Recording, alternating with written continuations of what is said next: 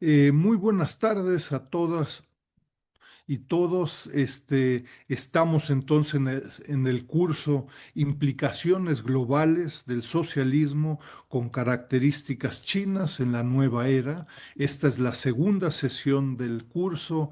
Quisiera particularmente al agradecer a los intérpretes Alonso Coronado y a Yibo Chao por su apoyo para permitir este evento.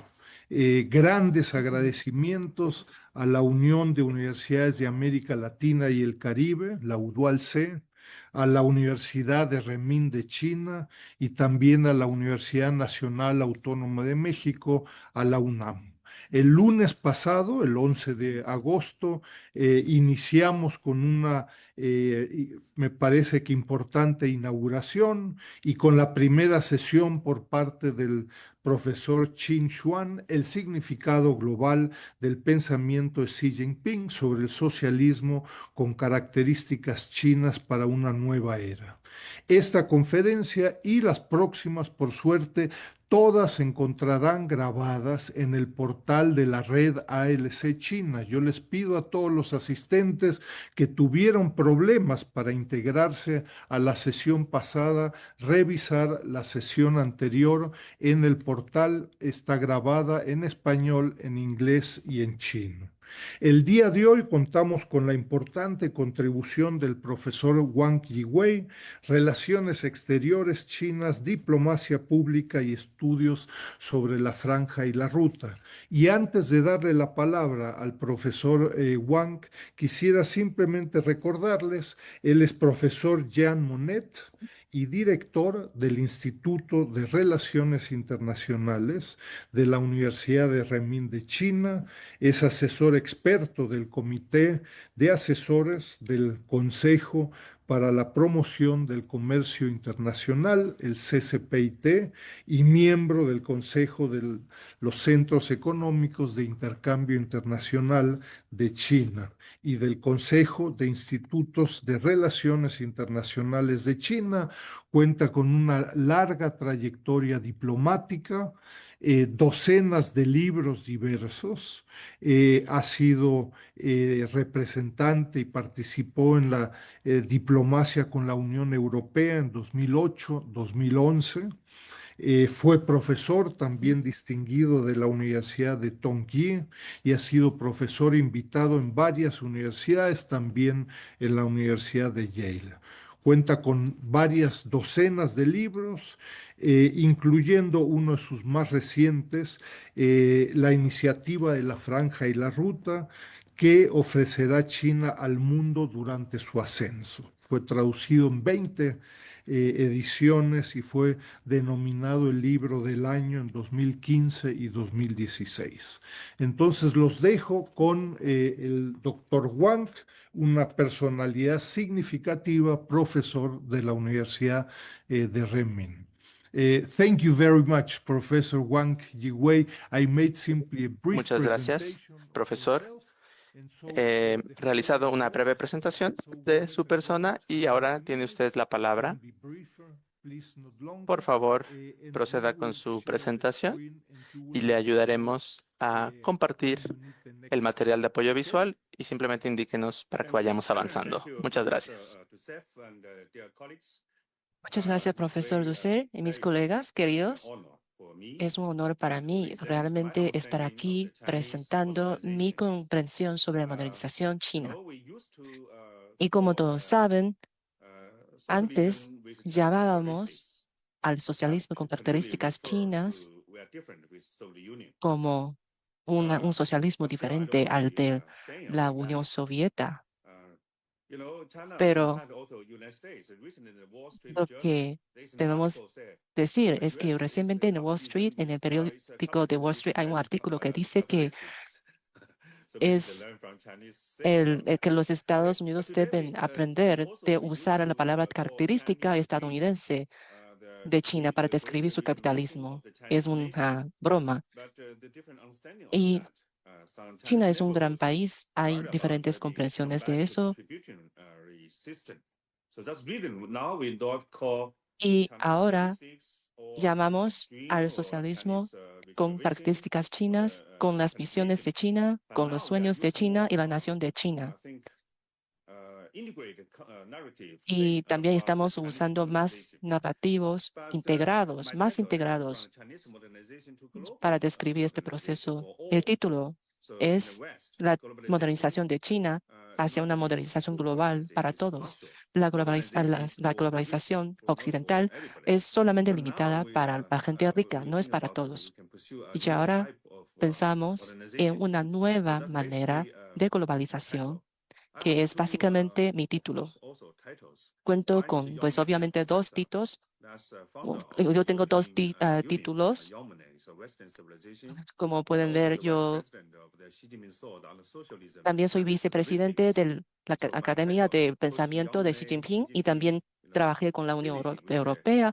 Como saben, pues tengo esos dos títulos, un título en la academia de mi país y también título trabajando en la comunidad occidental, porque aquí está mi misión. Y la siguiente hoja es una foto muy famosa en China. Pues ella es una jugadora de los Olímpicos, ganó una medalla en tenis y después empezó a promover cosas sobre la moda. Entonces un día, cuando estaba yo en una tienda, encontré a alguien comprando esa revista donde salió ella. Entonces le pregunté,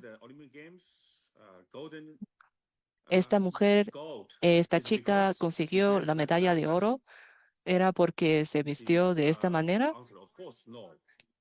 Y la señora que compró la revista me contestó, obviamente no por la manera como se vestía. Pues hablamos un poco de la historia.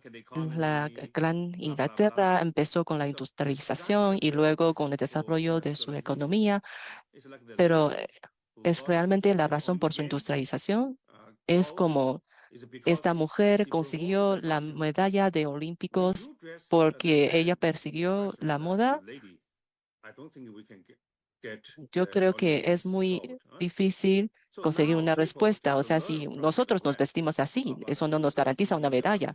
Entonces la gente ya empieza a aprender de la democracia, de los derechos humanos, pero no conocen muy bien de la industrialización o de la modernización. ¿Y por qué?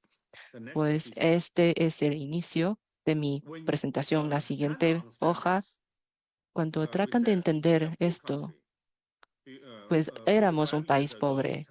Hace 45 años, el PIB per cápita en China era un tercio de un país en África, Sahara del Sur. Eso era antes de la reforma y la apertura, que China era uno de los países más pobres del mundo.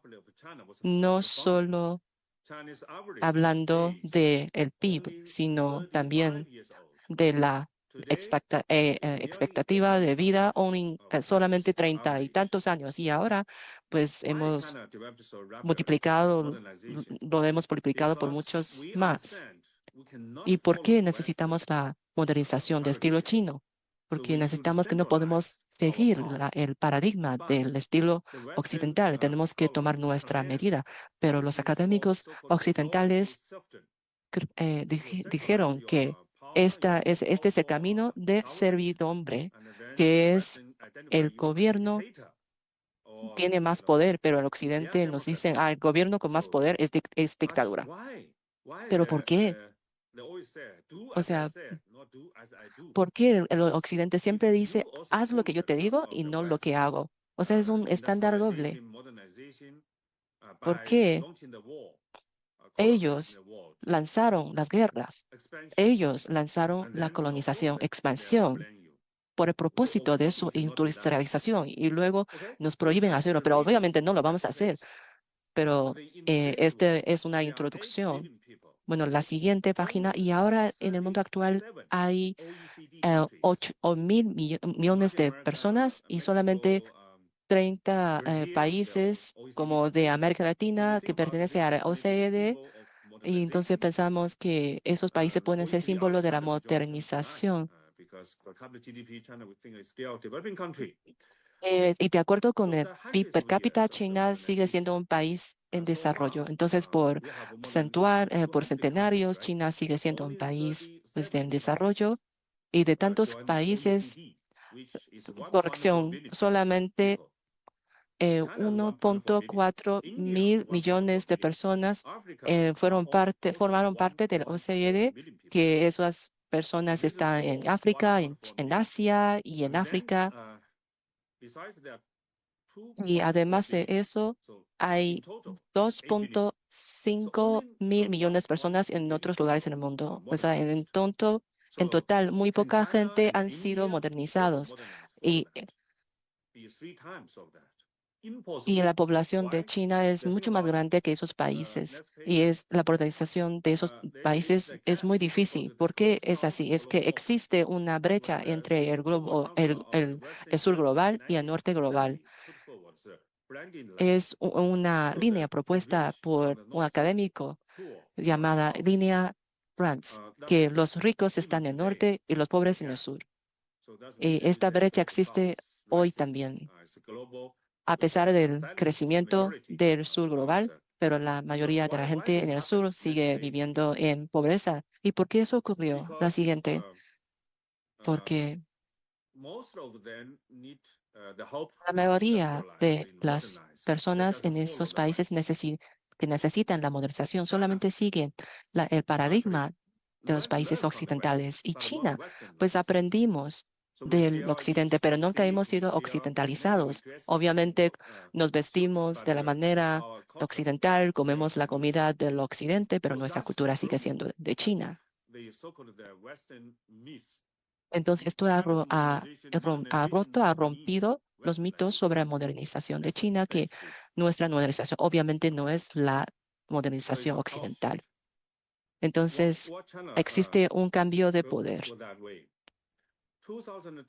En 2010, el expresidente de los Estados Unidos, Barack Obama, visitó a Australia y fue entrevistado por una televisión de Australia por un periodista. Y el periodista le hizo una pregunta. ¿Qué opinas del sueño de China? Que los chinos también sueñan con tener una mejor vida. Y contestó, si más de 1.000 millones de ciudadanos chinos adoptaran los mismos patrones de vida que tienen actualmente los australianos y los estadounidenses, entonces todos estaríamos ante una situación muy lamentable. El planeta simplemente no puede sostenerlo. Pues esto significa que la política de participación, que es incluir a China en el Tratado de Comercial Internacional, es algo miserable porque el desarrollo de China puede ser muy insostenible si es que realmente China alcanzara el nivel de los Estados Unidos. Y los Estados Unidos consumía un quinto del petróleo del mundo, pero la población de China es mucho más que la de los Estados Unidos. Si es que China persigue el sueño chino, imagínense el desastre que puede causar. Y luego está la pregunta de la siguiente página. Si China hace lo mismo como lo que hacen los estadounidenses, pues es desastre, pero si China no hace lo que hacen los Estados Unidos, es decir, que hemos encontrado una mejor manera de modernización, pues esto pues, se considera como un reto para los estadounidenses, que es una amenaza del poder blando. Entonces, China está persiguiendo una alternativa, no unos métodos universales. Entonces, es decir, o sea, malo si lo haces, malo si no lo haces. Es decir, en ambos casos es amenaza por China. Es el dilema de China. O sea, no importa lo que hagamos, siempre estaremos condenados. La siguiente hoja, un resumen de la modernización de China. También he hecho la comparación de la modernización china y la de los países occidentales, pues por algunas preguntas. ¿Para quién? ¿De quién? ¿Y por qué? ¿Y cómo? ¿Y cómo lo hacen? O sea, son varias diferencias. como 5 diferencias. Aquí, la modernización occidental es lineal y gradual. Por ejemplo, si es telecomunicación, pues empezaron desde 1G, 2G hasta el 5G. Sin embargo, si siguen ustedes este paso, siempre van a vivir bajo la sombra de los países occidentales. Mientras ustedes viven en 5G o 4G, pues los Estados Unidos ya en 8G, 9G. Entonces siempre van a vivir bajo las sombras de los países occidentales. Y en China tenemos que hacer las cosas de esta manera. Por ejemplo, tradicionalmente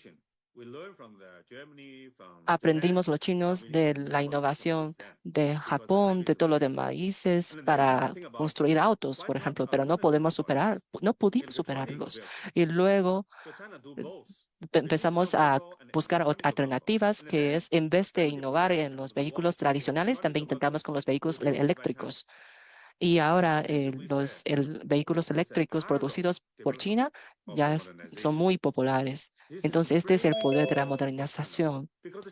Y esto es muy crucial para China, porque China es un país independiente. China no es o socio de los Estados Unidos. Tenemos que hacer todo por nuestra cuenta y somos lo suficientemente grande, lo suficientemente independiente para hacerlo. Hay dos métodos para esto, que es buscar por la energía nueva o la innovación de la tecnología como la IA, y China está haciendo ambos caminos, de esos caminos y por nuestra cuenta. Pues tal vez Japón está recibiendo la ayuda de los Estados Unidos o los dos países están trabajando juntos, pero China no lo estamos haciendo nosotros y estamos haciendo los dos. Y siempre hemos triunfado en eso. Entonces, la modernización de China significa que China es un país lo suficientemente grande, lo suficientemente independiente, y de hecho los Estados Unidos nos obligaron a inventar nuestras propias tecnologías como Huawei. Entonces, este punto es muy importante para nuestra modernización, que es un crecimiento exponencial, es un salto hacia adelante, un salto que ha superado la pérdida de muchísimas décadas. Y el secreto de la modernización de China, yo uso el término de la Trinidad del país, Estado y nación.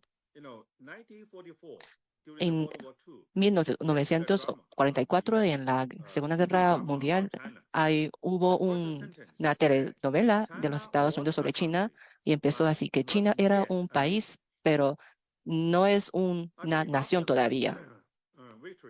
Realmente, después de la victoria de la guerra en contra de los japoneses, después de la revolución, construimos una república para el pueblo, y así es como logramos la trinidad del país, Estado y la nación. Esto es muy importante. Aún hoy los Estados Unidos, que es un país muy poderoso, aún no puede llamarse la trinidad de esas tres cosas. Es muy difícil para llamarse de eso. O sea, ellos tienen el discurso del Congreso cada año. Los Estados Unidos es un país, pero se llama el discurso de la Unión. O sea, los Estados Unidos no es un Estado unificado. Y también podemos ver que en la guerra de Ucrania, que aún existen discrepancias en cuanto a lo político, lo económico. Aquí hay discrepancias, pero China es un país unificado por más de 3.000 años. Después de la revolución, el presidente Mao reconstruyó China, y por eso es una trinidad de esas tres cosas y un país que pertenece al pueblo. El Partido Comunista de China sirve nada más a nuestro pueblo. No tenemos el interés propio. Mi universidad, de hecho, se llama la Universidad del Renmin, que significa la Universidad del Pueblo. O sea, todo pertenece al pueblo. Todas las cosas en China se llaman algo del pueblo, como el Banco del Pueblo, la Universidad del Pueblo, Colegio del Pueblo, todo es del pueblo. Entonces, la modernización de China, ¿qué significa? Pues significa que es para el pueblo. La siguiente página. La competición de China entre China y los Estados Unidos en proporcionar el bien público global al mundo. los Estados Unidos siempre se concentran como el centro y lo demás en la periferia. O sea, ahí están la Alianza de Cinco Ojos, ahí está eh, el, la alianza con los países europeos o Filipinas, con Corea del Sur. Alrededor de los Estados Unidos, pues están los demás países. Como toda la gente se giran alrededor de los Estados Unidos. Entonces, los Estados Unidos pueden seccionar a todos. Y a ellos les gustan hacer las sanciones. Y ellos, porque ellos se creen los seleccionados, los elegidos. Pues incluso para el caso de México, en el primer turno de Trump, pues decidió lanzar una guerra comercial en contra de México y a Canadá a pesar del Tlalcan. Esto es injusto y no es sostenible. En China preferimos una modernización sobre la base de las condiciones nacionales de cada país. Somos iguales. No importa el tamaño del país. Entonces siempre construimos los vínculos diplomáticos sobre los principios de la coexistencia de paz, que es tratar a todos igualmente, tratar a los demás como si fueran parte de nosotros, tratar a los países extranjeros como si fuera el país doméstico, etcétera, etcétera. Pues son los métodos diferentes en cuanto al bien público. Detrás de eso está una mentalidad muy diferente y muy arraigada en la filosofía. Pues los Estados Unidos dice que el Dios, y solo existe un Dios, y si ese Dios bendice a los Estados Unidos. En China tenemos tres dioses: el budismo, el confucianismo y el taoísmo. Y el académico británico John Toby predició hace ya dos siglos, les dijo que si si regresamos a la civilización del mundo occidental, vemos que ellos tienen un método bien diferente, una filosofía bien diferente que China cree en diferentes filosofías. Nosotros creemos en muchas teorías, muchas filosofías. China nunca ha perseguido una guerra religiosa en la historia. O sea, aunque tenemos muchas teorías, no tenemos este tipo de filosofía. Y este es un dibujo muy famoso en China, que es los dos santos de la paz y la armonía. Y si ven la bandera nacional de China, que tienen 5 estrellas, la grande como el partido, y cuatro estrellas alrededor, que son el pueblo, el mano de obra, el ejército, etcétera. O sea, ellos conviven de una manera muy armoniosa con la estrella en el centro que se ha partido. La siguiente hoja.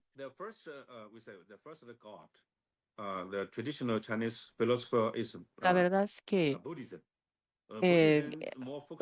el budismo es muy popular en China, que se enfoca en la relación entre nosotros mismos con los demás. Y luego el taoísmo se enfoca en la relación entre el humano y la naturaleza. Y luego el confucianismo, que es la relación entre tú y los demás. Más bien, corrección, budismo es la relación entre tú y tu deidad adentro. Entonces, la cultura de China sobre esas religiones data desde hace un buen de tiempo. Siempre hemos hablado de las relaciones interpersonales entre nosotros y entre la naturaleza y el humano. Y aquí está un dicho muy famoso del confucianismo, que es cuando prevalece el Tao, que es el camino, el mundo es como una familia. Y debemos tratar a todo el mundo como si fueran nuestros vecinos, amar a los niños de los demás como si fueran nuestros niños. Esta es la ley universal propuesta por Confucio. Siguiente, que es el taoísmo, que prefiere la armonía entre el yin y el yang, como el famoso símbolo de Tai Chi, que no es ni blanco ni negro, pero negro en lo blanco y hay blanco en lo negro, que lo llamamos dos peces. El pez blanco con un ojo negro y el pez negro con un ojo blanco. Así que hay blanco en lo negro y hay negro en lo blanco. Y se está girando constantemente y así forma el universo. Y este es el significado de Tai Chi. Entonces, el yin y el yang no está en contra de sí, sino está en armonía. Esto es muy diferente que la mentalidad de los estadounidenses. Por ejemplo, George W. Bush ha dicho que si no escoge mi camino, pues usted va a la carretera. O sea que si no es mi camino, no podemos hacer nada. Que es escoger la democracia o la dictadura. Bien, continuamos ahora con el budismo, el cual nos viene a China desde la antigua India, pero ya ha adoptado características chinas también. Tenemos nuestra propia versión. Y aquí vemos el simbolismo a través de algunos animales que se apoyan y alcanzan un objetivo en común, porque el elefante no puede alcanzar el fruto que está hasta arriba y los animales pequeños tampoco por sí mismos, pero cuando trabajan juntos se consigue un objetivo. Entonces, como podemos ver, no es un ánimo de conquista, sino un ánimo de cooperación. Siguiente, por favor. Ahora, mi madre practica el budismo, así que a mí me ha tocado ir en varias ocasiones durante mi infancia a los templos budistas. Bien, entonces retomamos lo que decíamos. Tenemos estas tres deidades, tres suertes de deidades en la cultura tradicional china. Aquí les quiero mostrar una pintura que lo muestra, ¿sí? El budismo, el taoísmo y el confucianismo. Tenemos aquí tres representantes de cada una de estas doctrinas y están caminando juntos, y están riendo juntos, están compartiendo juntos. Y en el caso de la cultura occidental no vemos lo mismo. Por ejemplo, el Islam con la religión católica no hay este ánimo de coexistencia. Sin embargo, en China sí priorizamos la armonía. Podemos coexistir distintas doctrinas viviendo en paz. Aquí vemos algunas imágenes del templo de Shaolin y otra también por ejemplo, esta imagen es ambigua porque lo puedes ver como una figura del budismo o como una figura del taoísmo. Dependiendo de lo que tú creas, se puede interpretar. Porque recordemos que cada religión se declara a sí misma como universal. Así que, ¿cómo podemos trascender este mandato universal? Bueno, lo trascendemos a través de los valores universales, los valores comunes de la humanidad, que ha sido lo que ha planteado nuestro presidente Xi Jinping. Sí, por ejemplo, los rusos son ortodoxos, el occidente son católicos o protestantes, pero es la misma religión. Incluso las religiones que se practican en distintas regiones, como Gaza, por ejemplo, estamos hablando de religiones abrámicas, pertenecen a una misma familia. Entonces, ¿cómo podemos alcanzar un consenso? Bueno, pues de eso se trata la filosofía tradicional china. Y esa es la esperanza que tenemos para el futuro. Así que en China no tenemos la mentalidad de la Guerra Fría, sino que nos adherimos a la visión del yin y el yang, de incluirnos sin reemplazarnos, de complementarnos. Y no se trata de repetir la misma historia, sino innovar, cambiar de página. Aquí podemos ver que en 1974, en un discurso de Deng Xiaoping en las Naciones Unidas, él dijo en el 74, si China en el futuro también busca ser hegemónica, entonces, y se comporta como un hegemón, entonces los pueblos del mundo también buscarán oponerse a ella y denunciarla. Es decir, incluso el pueblo chino se rebelaría ante China si China adoptara el camino de la hegemonía, el camino replicado por las superpotencias, porque eso va en contra de nuestros valores fundamentales. Como lo planteó Confucio, no puedes, tú sufres cuando los demás sufren, ¿sí? Y esto lo retoman distintas obras tradicionales de la literatura y de la filosofía china. No puedes hacerle daño al otro sin recibir daño tú mismo. Así que esto es muy distinto del liderazgo, por ejemplo, del liderazgo norteamericano. No buscamos ser hegemónicos, buscamos ser un liderazgo que trabaje en conjunto con otros liderazgos. Y bueno, aquí lo puedo plasmar a través de las palabras del presidente Xi Jinping, que él nos dice que la modernización es en conjunto. Si tú tienes hambre, yo también tengo hambre, ¿sí? O sea, la modernización que plantea el modelo chino es una modernización compartida para todo el mundo. Y siguiendo estos principios es que se ha lanzado la iniciativa de la Franja y la Ruta para trabajar juntos hacia una comunidad de futuro compartido para la humanidad.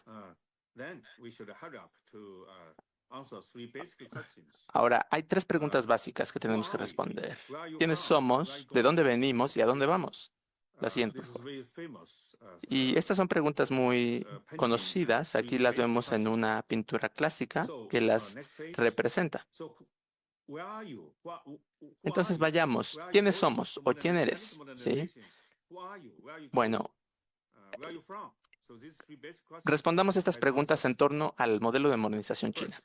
¿Quién es? ¿Quién eres? ¿De dónde vienes y a dónde vas? Empecemos con ¿quién eres? Bueno, el camino chino para la modernización o hacia la modernización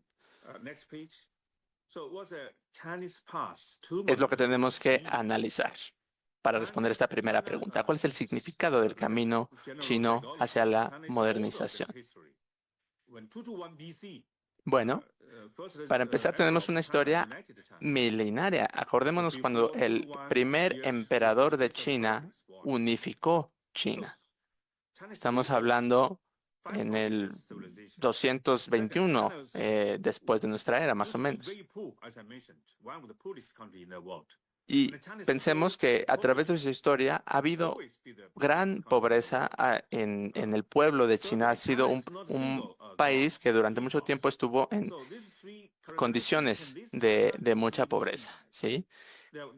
Ese es el pasado, de ahí es donde venimos. Y nunca hemos perdido la adhesión a estas tres, digamos, deidades o corrientes filosóficas que he explicado con anterioridad.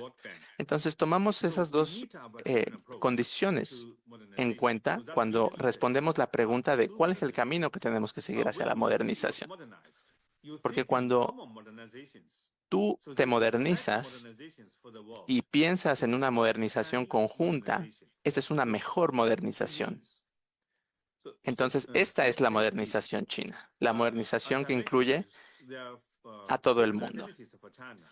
Ahora, lo podemos contestar desde distintos ángulos, ¿verdad? Por ejemplo, hablábamos del budismo, del taoísmo, del confucianismo. Desde el punto de vista del budismo, podemos hablar de que es una modernización de prosperidad común para todos, ¿sí? Pero también desde el budismo podemos hablar que es una modernización para todos, ¿sí? Para todos los pueblos. Desde el taoísmo podemos hablar que es una modernización en armonía entre la humanidad y la naturaleza. Entonces vemos cómo estas doctrinas de pensamiento tradicionales chinas están encarnadas en el camino chino hacia la modernización. Pero además no olvidemos que China es un país socialista que busca el desarrollo pacífico y la justicia social en el mundo.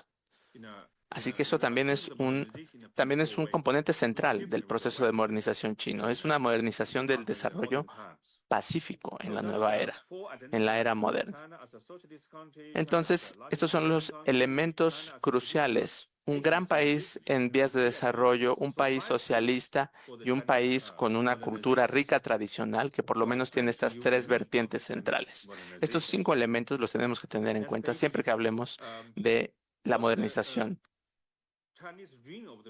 China. Bien.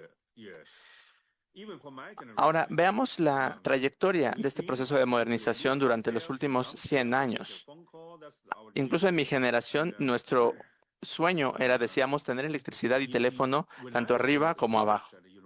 Cuando yo era un estudiante en la Universidad de Fudan en Shanghái hace 25 años, yo me acuerdo que platicaba con mis compañeras, pero la única razón por la que les podía animarme a hablarles era para pedirles algunos cupones del comedor porque tenía hambre.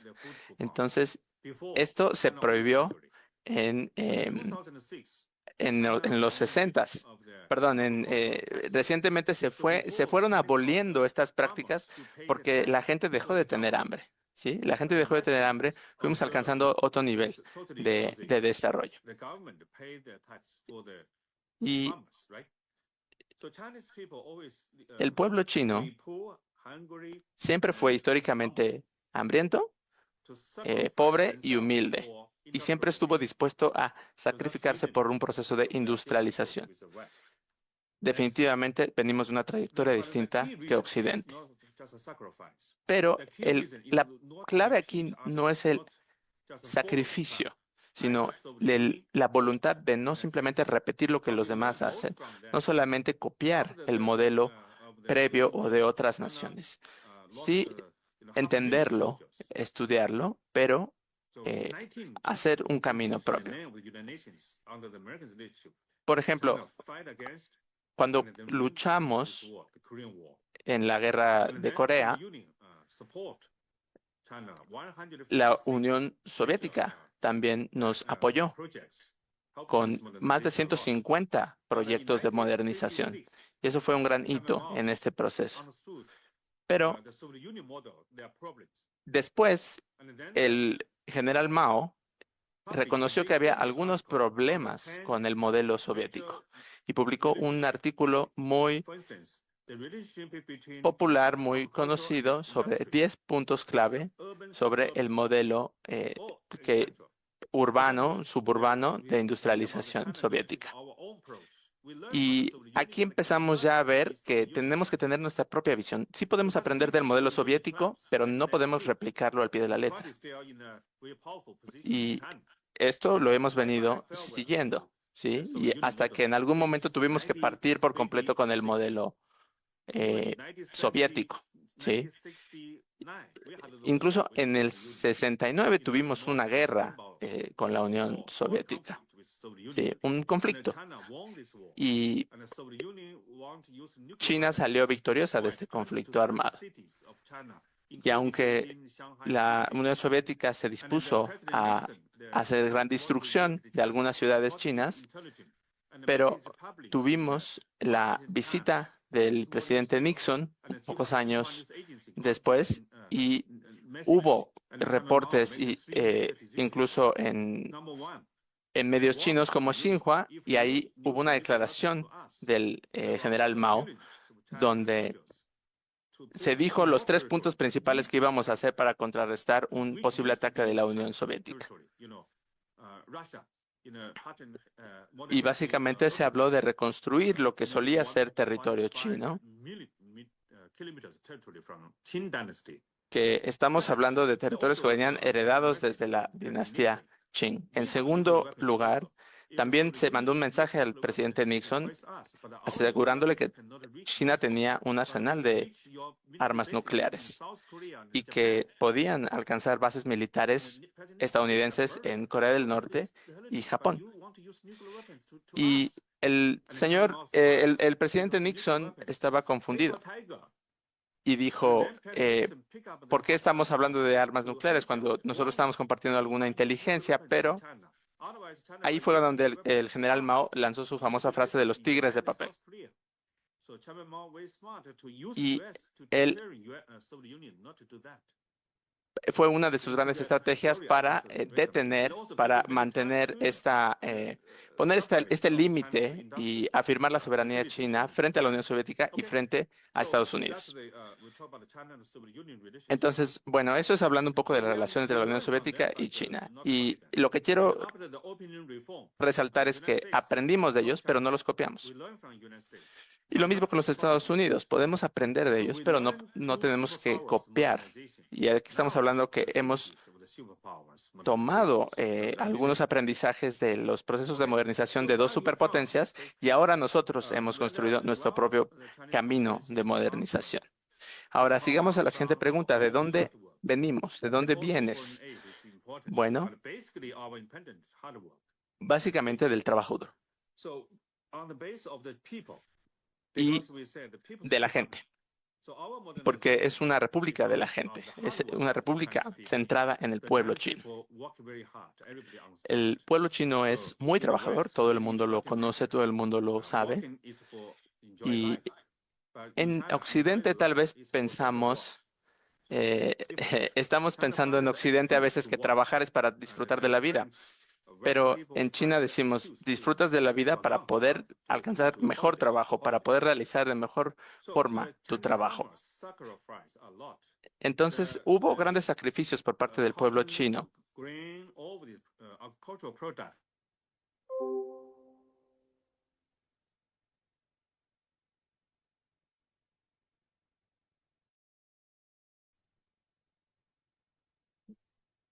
Okay, can you help me?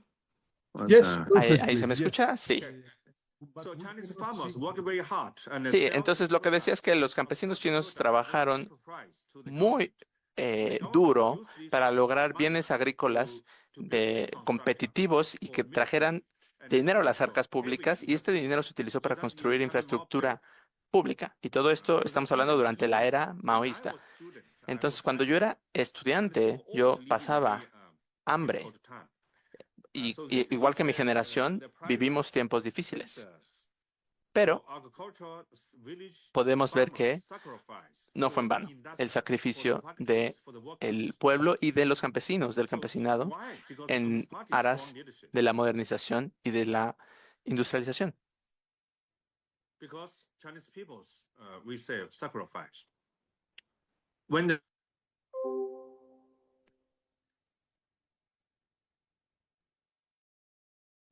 Un momento.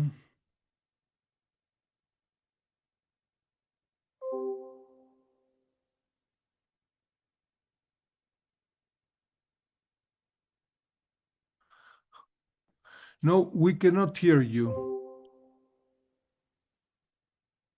You have to turn on the audio. Okay, now it's okay. Bien, Yes. ahí parece que ya me escucho de nuevo. Sí. Entonces, quiero enfatizar, Occidente siempre habla de derechos humanos, derechos humanos, derechos humanos. Sí, pero para China lo importante es los derechos humanos de la nación china a largo plazo, no solamente derechos humanos individuales. Entonces, podemos hablar de que el pueblo chino ha sacrificado parte de sus derechos por los derechos de la nación, por el bienestar colectivo, por una motivación colectiva. Y todo esto es en etapas muy tempranas del proceso. Cuando tú te modernizas, cuando te industrializas, promueves tu cultura, ¿sí? Pero no es solamente a partir de replicar la cultura que logras el proceso de modernización. Es como el ejemplo que daba de la medallista olímpica.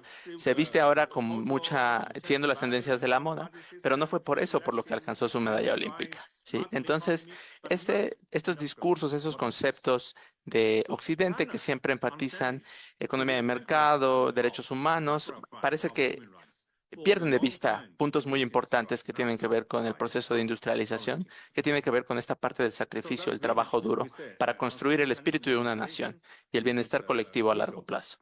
Y estos son puntos cruciales. Siguiente, por favor.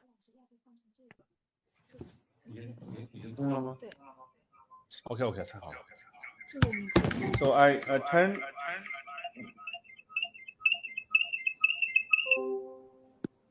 because I use the cell phone. So Bien, it's a problem. tuve que cambiarme porque estaba conectado a través de un dispositivo móvil, pero ahora ya estamos en la laptop I hope it's more stable. y creo que va a ser un poco más estable la conexión. Okay, thank you. Sí, muchas gracias. Okay. ¿De acuerdo? Perfect. Yes. Okay.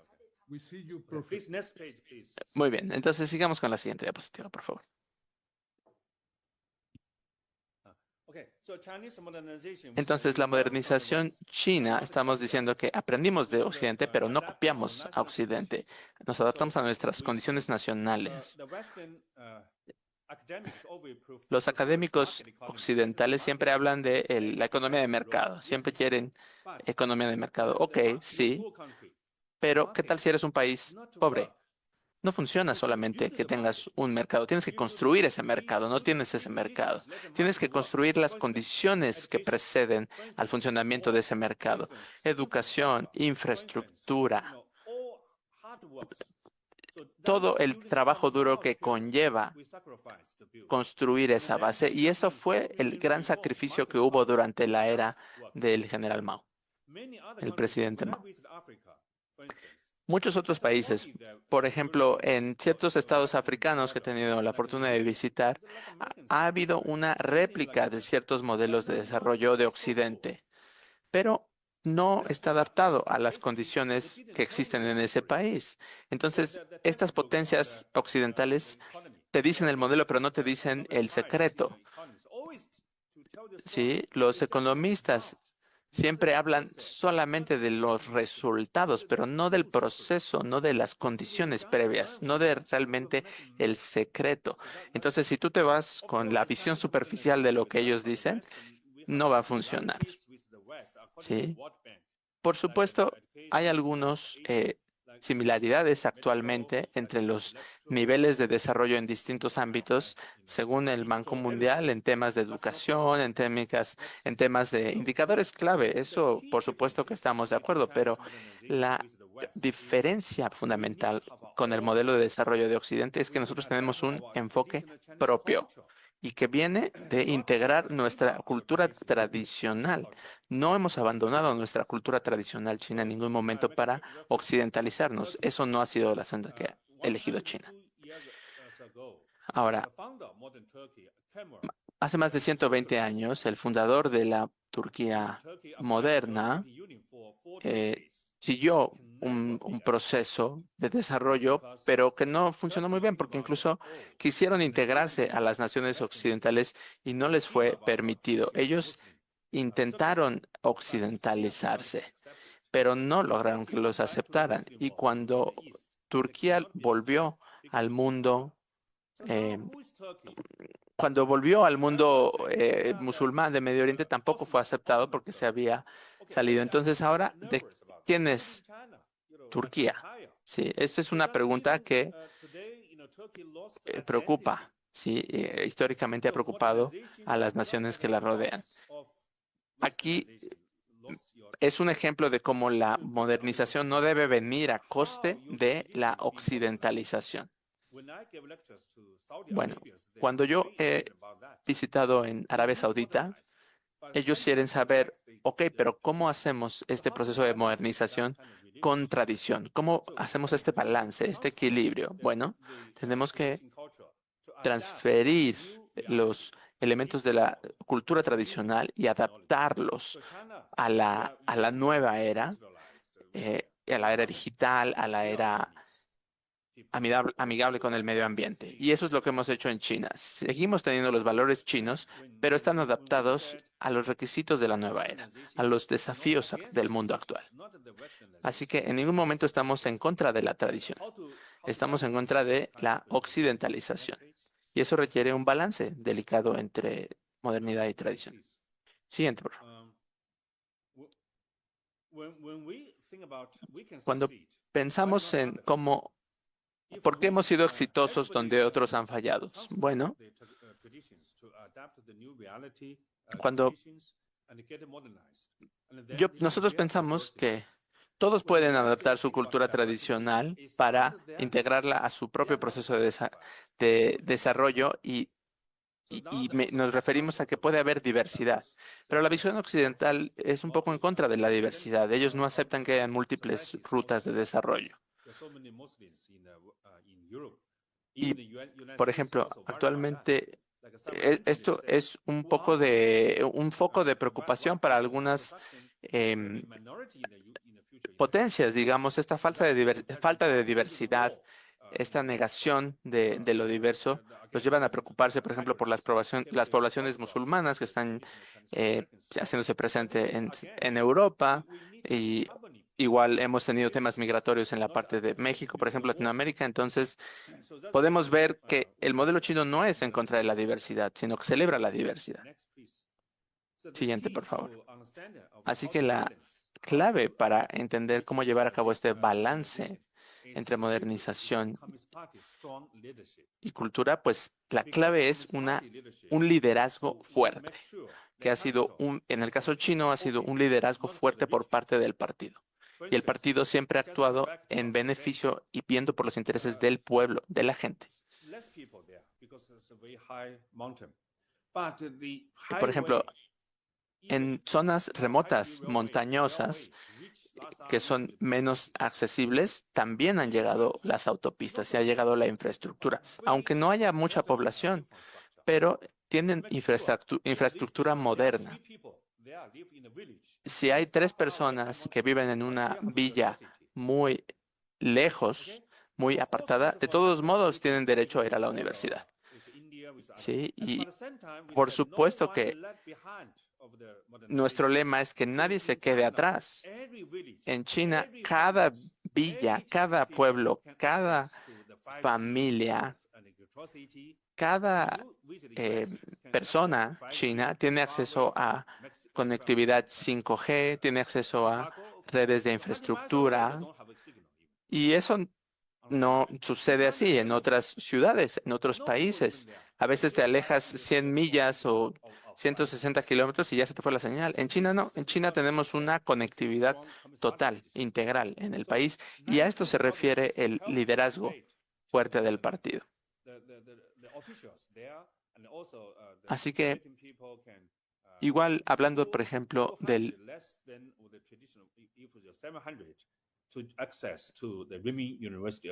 por ejemplo, hablamos del pueblo tibetano y de otras etnias minoritarias que tenemos en China, todas están incluidas en este proceso de modernización y de conectividad.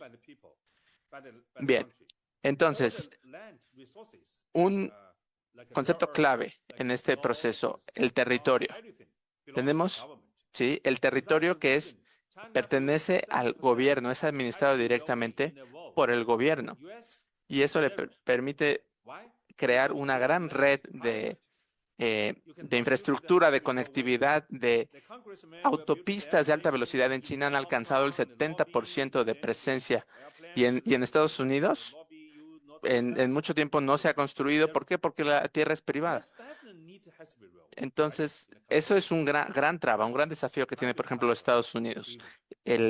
La concepción de lo privado y la propiedad privada de temas como la tierra. Entonces, una de las funciones del liderazgo fuerte es asegurarse que estos recursos estén a disposición de la gente. Incluso hablando de temas religiosos, tú puedes ir a cualquier templo, puedes ir a una mezquita, ¿sí? O sea, todos pueden ejercer su libertad religiosa, pero está también ahí la bandera de China. Es decir, primero va la nación y después va el derecho a ejercer la religión que cada cual considere.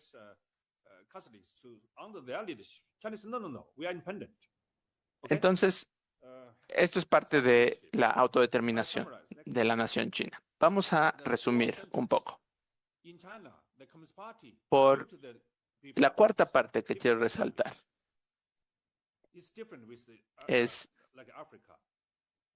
vamos a ver algunas diferencias, por ejemplo, con el caso africano. ¿Sí? Por ejemplo, en África, por poner un ejemplo, hay múltiples partidos. Hay un sistema multipartidista. Pero en China tenemos al Partido Comunista de China, que es el liderazgo fuerte de la nación y el presidente Xi Jinping es también el secretario general. Entonces, el pensamiento del presidente Xi Jinping sobre el socialismo chino con características chinas no es sus pensamientos personales, representa la visión conjunta de 100 millones de miembros del Partido Comunista. Y también se nutre de la sabiduría colectiva del pueblo chino de más de 1.000 millones de personas. Por ejemplo, yo he publicado 10 libros sobre la Franja y la Ruta y 3 libros sobre la Comunidad de Futuro Compartido. Y también hemos tenido contribuciones basadas en el pensamiento de Xi Jinping y nosotros hemos contribuido al pensamiento de Xi Jinping. Entonces, es un proceso colaborativo. Todos podemos ser parte de esta contribución. Es una visión colectiva la que expresa el líder de la nación. Y esto es diferente que el mundo occidental, como he mencionado, que el occidente no tiene infraestructura o autopista por alto costo y no es lucrativo. Y al contrario, en China, el partido, tenemos muy fuertes empresas estatales. Por eso en China el gobierno no solamente sirve para el mercado, el gobierno también produce o genera el mercado. Por ejemplo, en Beijing, de Beijing a Tianjin, que son como 115 millas de distancia y construimos la autopista para el tren rápido y creemos el mercado, conectando las dos ciudades importantes, así que atrayendo al turismo u otros planes, una prosperidad económica con la sinergia de la infraestructura, la sinergia de las industrias. Eso es porque el gobierno puede producir, generar mercado y solamente sirve para el mercado. Y eso es diferente que el occidente. Y el mercado también ha creado una nueva sociedad. Tradicionalmente China es una sociedad, una civilización agrícola.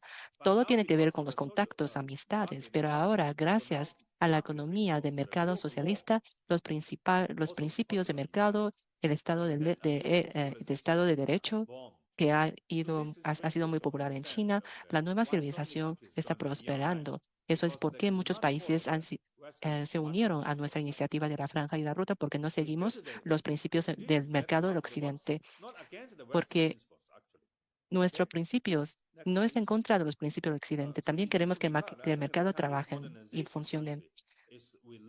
La modernización de China es que aprendemos del Occidente y también lo ponemos en práctica en China.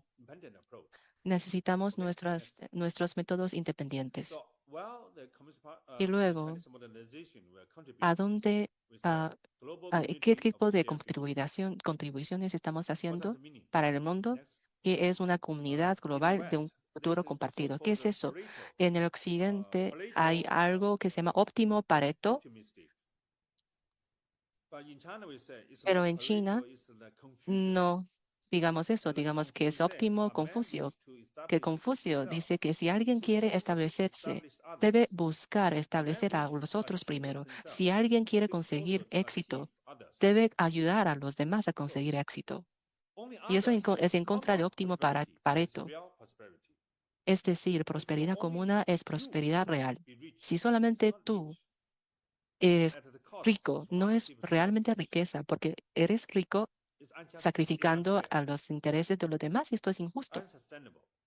Y de esto no es sostenible. Así que en resumen de cómo la modernización china ha contribuido a China, pues pasamos a la siguiente página.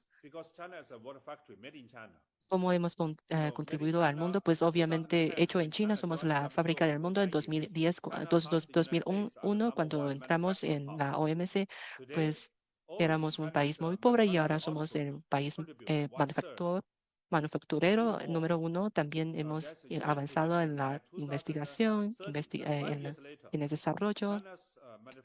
Después de 5 años,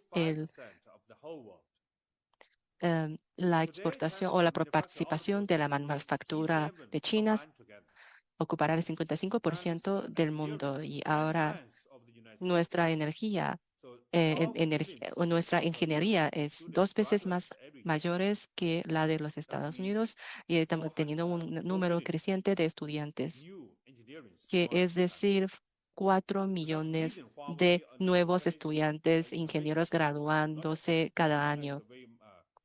Que entonces China no solamente tiene Huawei, pero sino China también es un gran mercado y tenemos mucha innovación. Y segundo, China, que también contamos con nuestro propio método, hemos lanzado el AIIT y México también es un miembro fundador y también en Shanghai tenemos el Banco de Desarrollo, el nuevo Banco de Desarrollo, es dirigido por el expresidente de Brasil y también la iniciativa de la Franja y la Ruta de China y también las 3 iniciativas del desarrollo global, seguridad global, civilización global y en este septiembre en la cumbre del Tianjin, el presidente Xi Jinping va a proponer la iniciativa de la gobernanza global.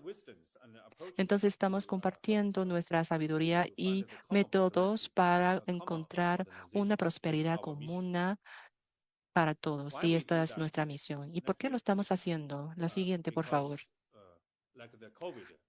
Es porque, como ha indicado la pandemia, solamente cuando el mundo está a salvo, China puede estar a salvo. La modernización a nivel global puede asegurar una modernización china sostenible y real. Por eso hemos cuestionando el paradigma de China, que es como dicen los Estados Unidos, a mi manera o a la carretera. Es decir, si no hacen lo que yo te pido, pues te corro del juego. Pero no es el caso de China. En China tenemos unos métodos muy diferentes. Que completamente cambiamos la regla del juego, que es una transformación del sistema de la clase de fuerza laboral. La siguiente,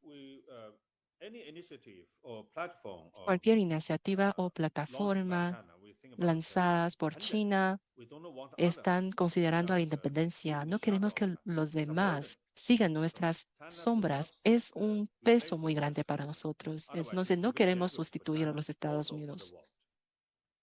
Esto va a ser muy peligroso para China y para todo el mundo. Es que hoy el mundo está digitalizado, la tecnología de blockchain está todo en todos mundos y la tecnología conecta a todo el mundo. Yo creo que es la razón por la que la iniciativa de la Franja y la Ruta y la filosofía de combinar la cultura tradicional china con nuestra tecnología es un buen método. La siguiente.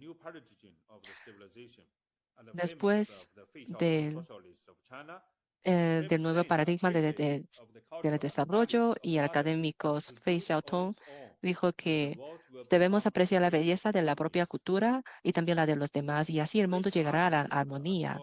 Es decir, apreciar la cultura de los demás como si fuera nuestra cultura. No es solamente tolerar la cultura de los demás, que es la tolerancia, no dura mucho, pero apreciación es muy importante. La siguiente. Primero debemos perseguir la independencia. El destino de cada país debe de estar en las manos de los demás. Debe de estar en las manos de cada país. Es como el destino de México no tiene que estar en la mano de Trump. Y recientemente en Colombia y en algunos países de América Latina, también esos países se unieron a nuestra iniciativa, no solamente conectados con los Estados Unidos, con Europa ahora, sino también están conectando con Asia, con China, atravesando el Océano Pacífico. De esta manera podemos contar con un futuro mejor compartido.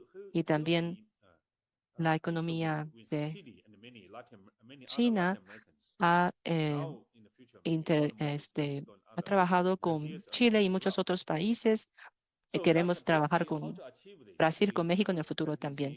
Eso es como que hace 30 años, perdón, que hace algunos años el presidente Xi lanzó esa iniciativa y Y estas también son las razones filosóficas detrás de eso. Y Kazajistán, que es el país más grande interior del mundo, en esa cumbre fue cuando el presidente Xi lanzó la iniciativa, porque en ese país 90% de su comercio viene del el comercio del mar, pero es un país interno. Por eso es que China decidió abrir un corredor que conecta a los países centroasiáticos con los países costaleros para conectar sus negocios, y también conectamos a esos países con nuestra provincia de Xinjiang para promover la globalización. Así que es la ruta y la franja, iniciativas que estamos implementando en Indonesia también, que Indonesia cuenta con 17.000 islas. Hace 2 días estuve en Beijing para celebrar la ceremonia de la independencia de 70 años de Indonesia, y la embajada contamos con ya una vía ferrocarril de Jakarta a Bangkok en Indonesia. Entonces, esto es contenido de la iniciativa de la Franja y la Ruta, que tiene que ver con la construcción de la infraestructura. En China decimos que si quieres volverte rico, construye una carrera. Si quieres volverte más rico, pon una autopista.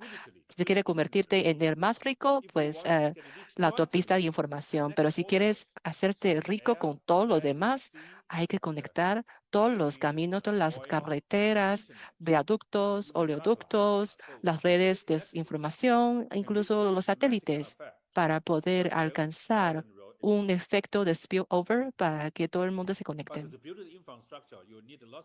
Pero para poder construir infraestructura, obviamente requiere mucho dinero, por eso lanzamos los fondos de AIIT desde, para ayudar a construir y transferir el dinero, ayudar a construir socios, y también EPC, que tiene que ver con ingeniería, construcción y compra, todo esto para poder encontrar el dinero de construir infraestructura con nuestros socios. Y también necesitamos la sinergia para diseñar juntos nuestro proyecto en conjunto, como el puerto que conecta a Shanghai con el Perú,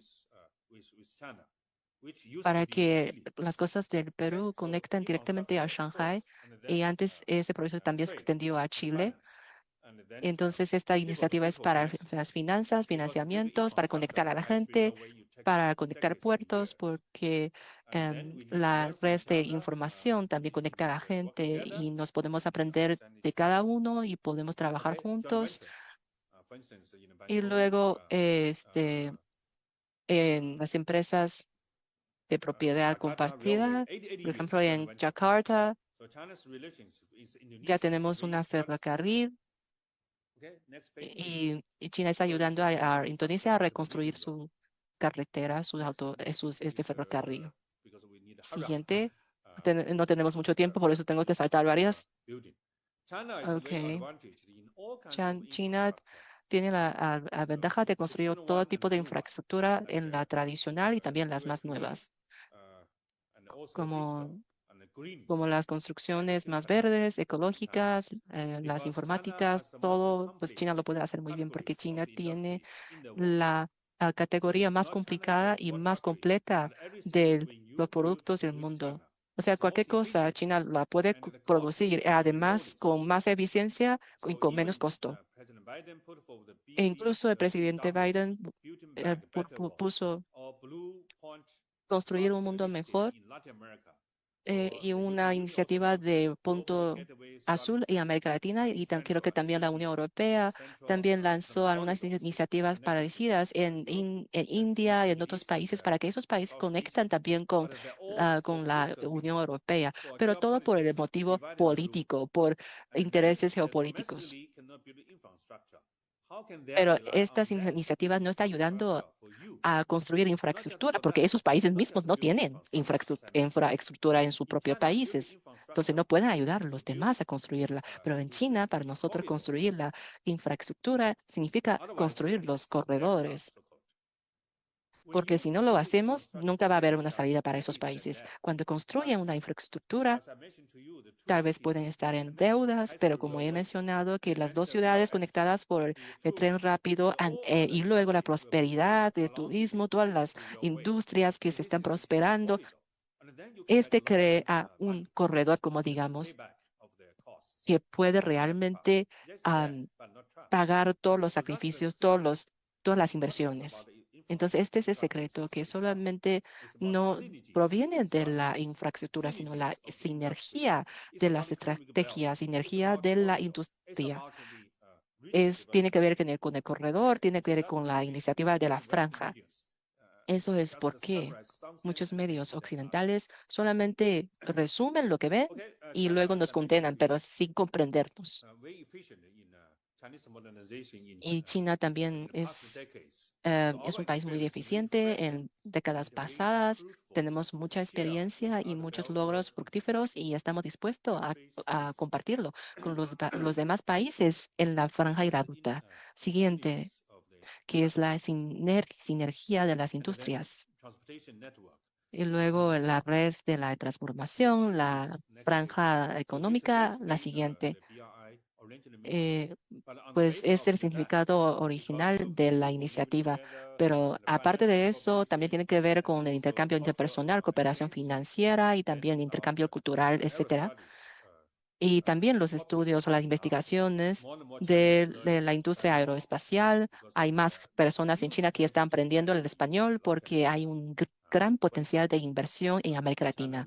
Solo unos ejemplos. Por ejemplo, en China usamos Meituan, Xiaohongshu, que son como Uber y Pinterest en China, pero estas aplicaciones también ya han sido lanzadas y se están volviendo populares en Brasil. Y la siguiente, sobre la base de la integración de China al mercado, de estar conectado con nuestros vecinos. Ya ahora estamos expandiéndonos a nuestros vecinos más lejos, como África del Sur, América Latina, y ahora China ya han construido vínculos diplomáticos con 185 países y 157 han unido a nuestra iniciativa, salvo India, Canadá u otros países que son como satélites del poder occidental. Pero la mayoría de nuestros países que han establecido relación diplomática con nosotros ya forman parte de esta iniciativa. E incluso Panamá ha tomado um, incluso Panamá ha dejado a Taiwán y se ha unido a la iniciativa construyendo una relación diplomática con China. Obviamente, no lo obligamos a hacerlo. China no, en cuanto al canal Panamá, China no solamente le está ayudando a construirlo, sino también estamos ayudando a conectar el comercio con no solamente el Pacífico o el Atlántico, sino con América del Sur, América Central.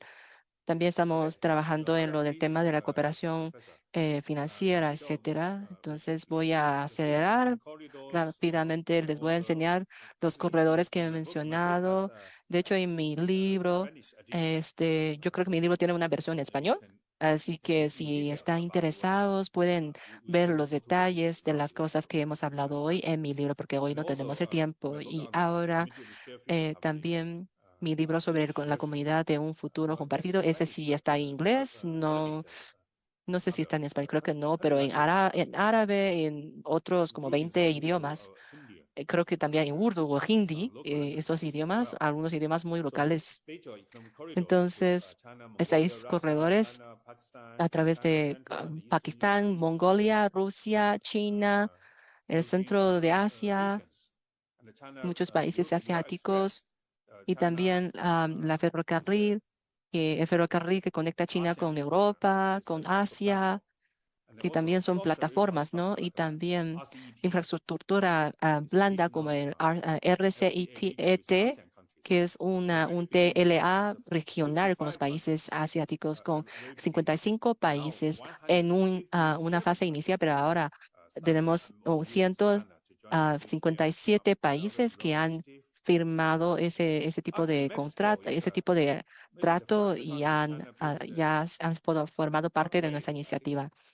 Y China también construyó, creo que hace 15 años, no me acuerdo hace cuánto tiempo construimos un metro, pero y ahora desafortunadamente México no es parte de la iniciativa, obviamente porque ustedes tienen una relación muy estrecha con los Estados Unidos y lo comprendemos obviamente, pero hay mucho potencial, pues Brasil tampoco ha sido parte de nuestra iniciativa, pero Brasil es parte de nuestra comunidad de futuro compartido. Y aparte de eso, muchos países ya se han formado parte de la iniciativa de la Franja y la Ruta, pero obviamente los estándares y las decisiones las deben tomar cada país para asegurar un mejor futuro. Por ejemplo, si,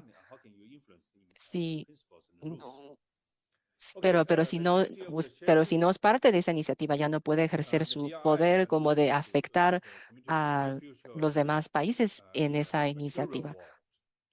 Y ese es el aspecto de la conectividad, de la multiconectividad en el mundo material, pero lo más importante de cerrar es cerrar la brecha de lo digital, ¿no? Cerrar la brecha de la tecnología, de desarrollo y también de gobernanza y también resolver los problemas en cuanto a la confianza al gobierno, al desarrollo pacífico. Así que pues he cerrado bastante porque solamente nos quedan 10 minutos.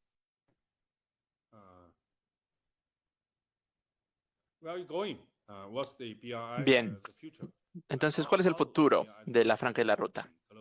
¿Y cómo contribuye a construir esta comunidad de futuro compartido? Quisiera mostrar algunos principios rectores, porque yo creo que estos son saberes básicos. Y creo que esto el público conocerá de qué estamos hablando. 5 pilares son estos. Entonces, cuál es el futuro de la Franja y la Ruta? Sí, de 1.0 a 2.0. Alguien ya está hablando de 3.0. Bueno, primero que nada, Eurasia, ¿sí? La ruta de la seda.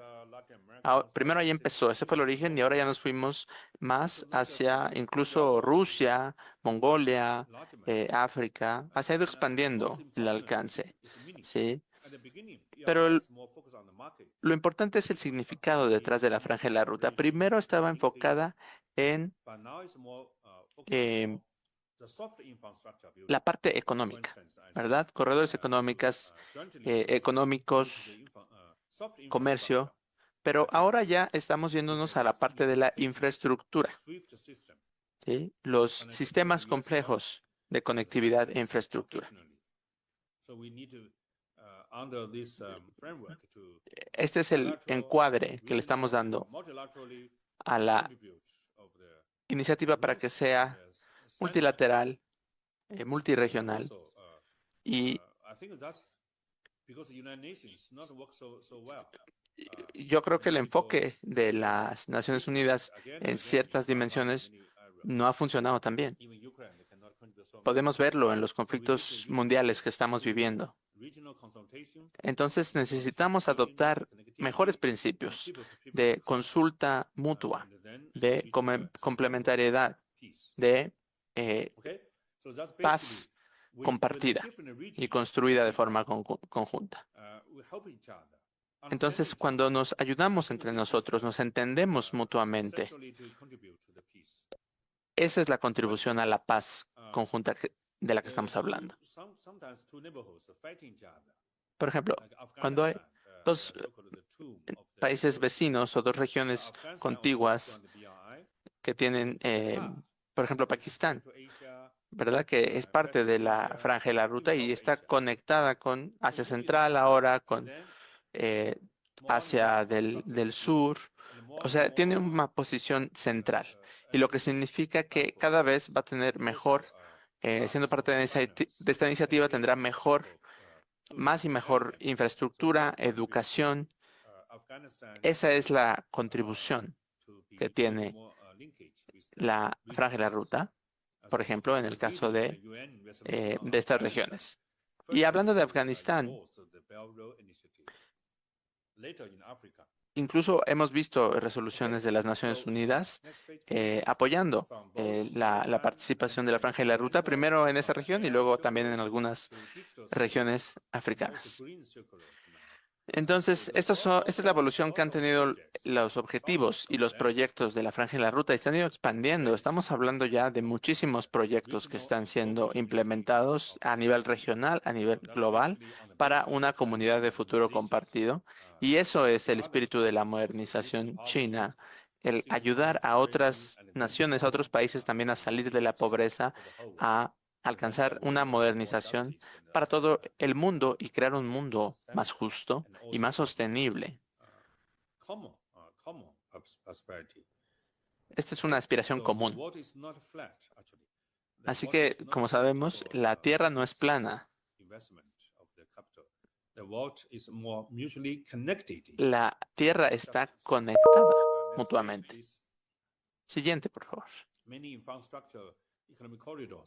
Aquí podemos ver el papel de los corredores económicos, la infraestructura y las empresas conjuntas en el mundo. Por ejemplo, vemos ahora que están emergiendo estos nuevos eslogans que representan este espíritu global en la era actual. Por ejemplo, en el caso de África, hecho en África con China, con la participación de China para el mundo. Sí. Antes, cuando empezó la comunicación con África, podemos ver que se han dado procesos de reintegración y reorganización a nivel regional, también como parte de estos movimientos.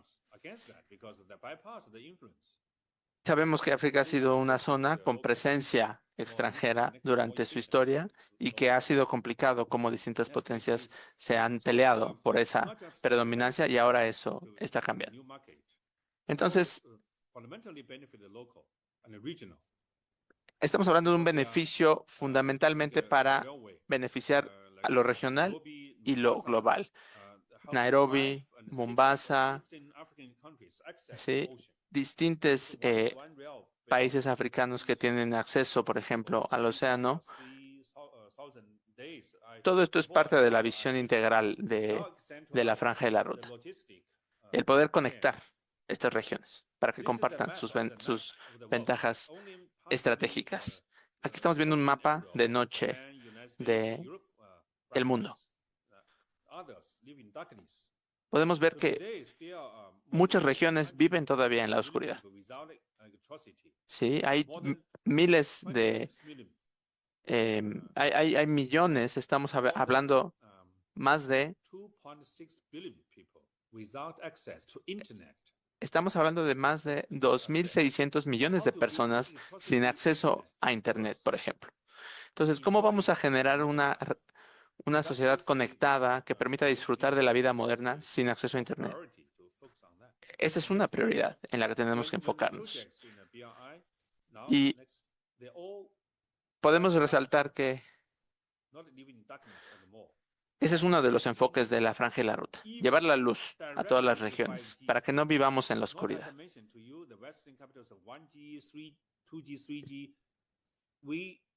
Y no estamos hablando de 2G, 3G, 4G. Estamos hablando de tecnología de punta que empresas como Huawei han puesto de forma inmediata en los países y las regiones africanas en los que han llegado a construir infraestructura. Entonces es muy distinto del caso occidental. Ahora, como sabemos, la historia de la apertura y la reforma es un caso de éxito a nivel global que ayudó a sacar a muchísima gente de la pobreza, pero esto requirió de construir las bases, la infraestructura que permitiera alcanzar esto. ¿Sí? El, el enfoque el enfoque chino no es darte un pollo para que te lo cenes, es darte una gallina para que pueda poner huevos y tú puedas disfrutar y reproducir ese crecimiento. ¿Sí? Estamos hablando de los huevos como los resultados económicos, como los productos económicos de esas herramientas de generación y construcción económica. Estamos hablando de crecimiento, desarrollo sostenible. Ahora, también en el ámbito financiero, un punto importante han sido la producción de electrónicos y fuentes de energía renovables, reducir emisiones de carbono. Y actualmente somos punta de lanza en estos ámbitos, incluso en la generación de energía nuclear, plantas nucleares. Hemos tenido este desarrollo integral en todas estas áreas. Y construir esta infraestructura puede beneficiar, como lo ha dicho McKinsey, como lo han hecho distintas fuentes, que es un aporte real a la economía global. Porque podemos ver que en países como Estados Unidos hay un déficit de infraestructura muy grave. Hay dinero, pero el dinero no se va a la construcción de infraestructura, se va a la bolsa de valores, se va a la especulación financiera.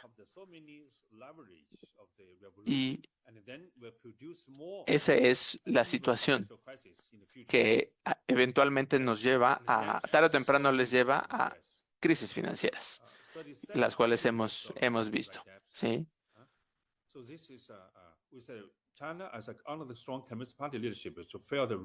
Entonces, ese es uno de los roles del partido, del liderazgo fuerte del partido en China, que es gastar ese dinero en la gente, en el pueblo, en construir.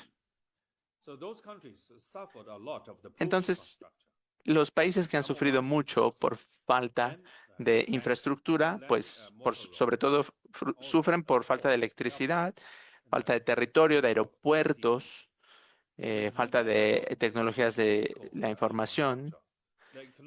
Y esta falta de infraestructura crítica es un gran reto para la conectividad.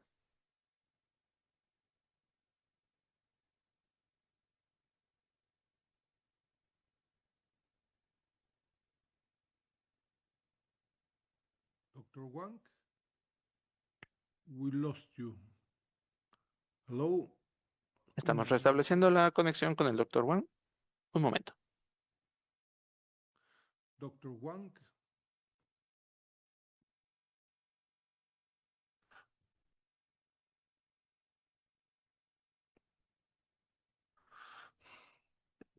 Un momento.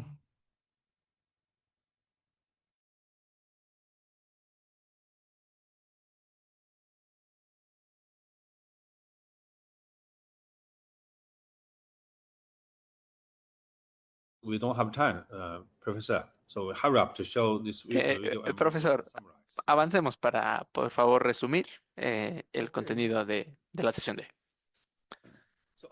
hoy. Entonces, después de la pandemia,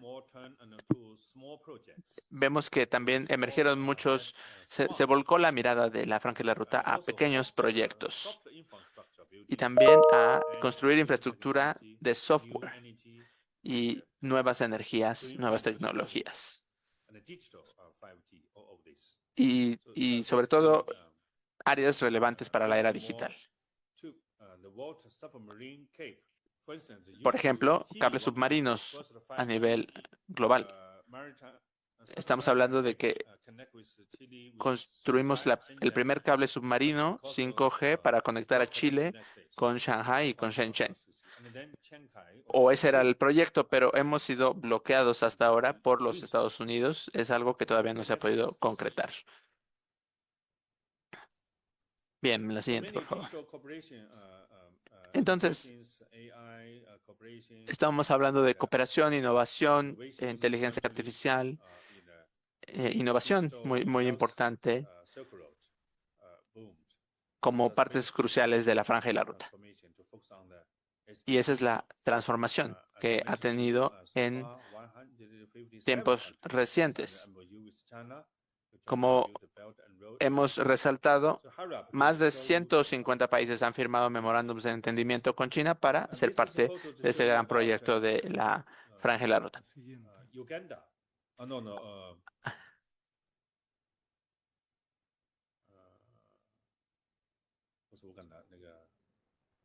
Aquí tenemos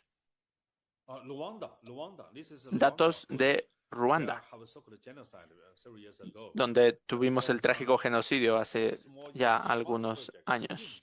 Y ahí se han desarrollado lo que llamamos como proyectos inteligentes que se han implementado con la integración de distintos grupos étnicos, distintas localidades a nivel local.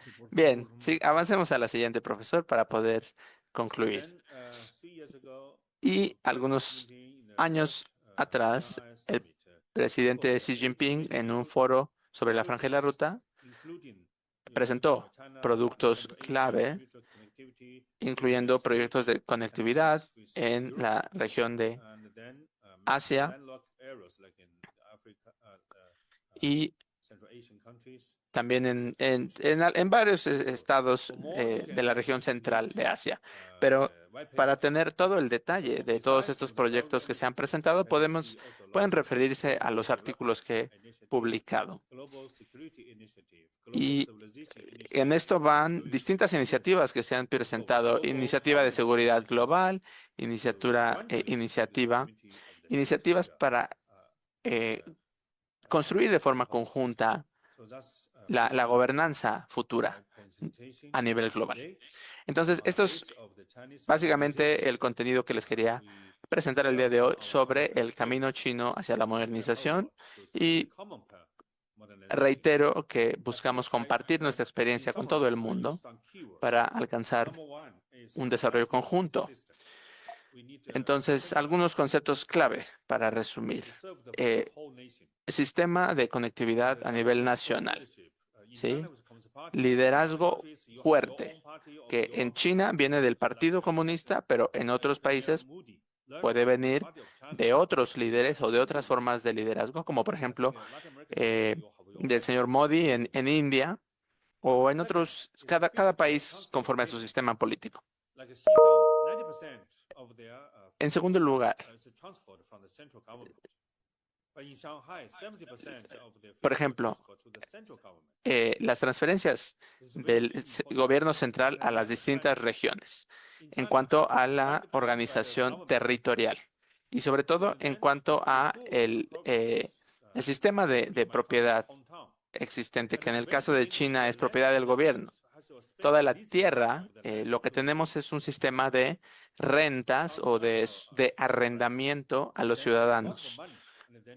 Y esto ha permitido captación de recursos y ha permitido el uso efectivo del territorio y la reorganización efectiva del territorio por parte del gobierno.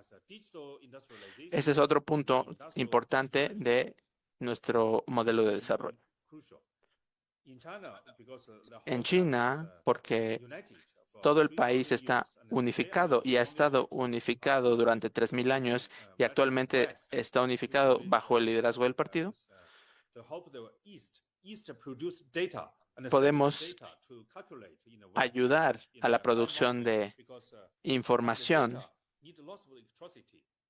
que incluso nos apoyamos de nuestras condiciones topográficas naturales, porque para el procesamiento de datos sabemos que se requieren grandes cantidades de energía, pero nosotros usamos las ventajas que tenemos en las regiones montañosas que nos permiten construir infraestructura que ayude a generar a procesar esta gran cantidad de datos con sistemas de enfriamiento de primer nivel.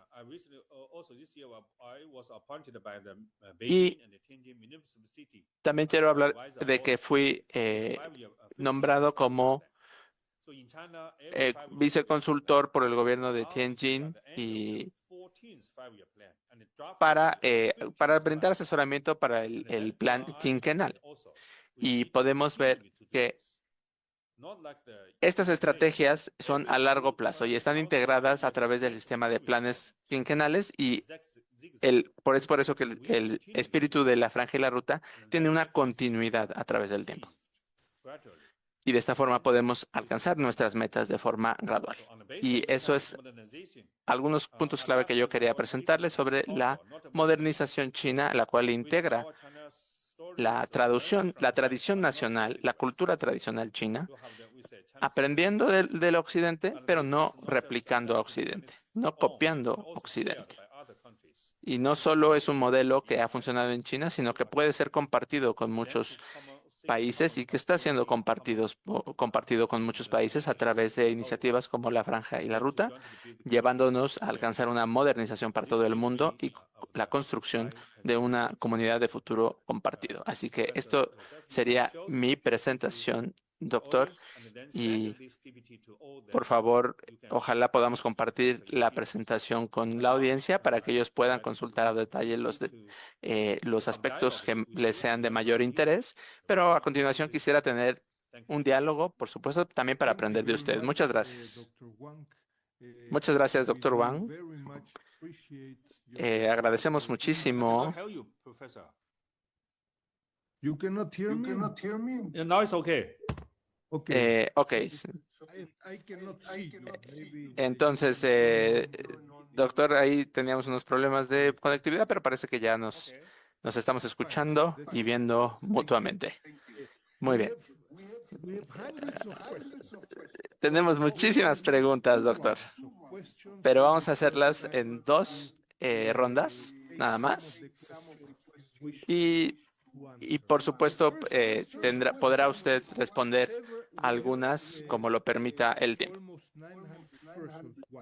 Entonces, quiero decirle que tenemos una audiencia de casi 900 personas viéndonos. Y una pregunta recurrente es si podríamos tener las ligas de acceso a sus publicaciones, ya sea que estén en inglés o tal vez en chino.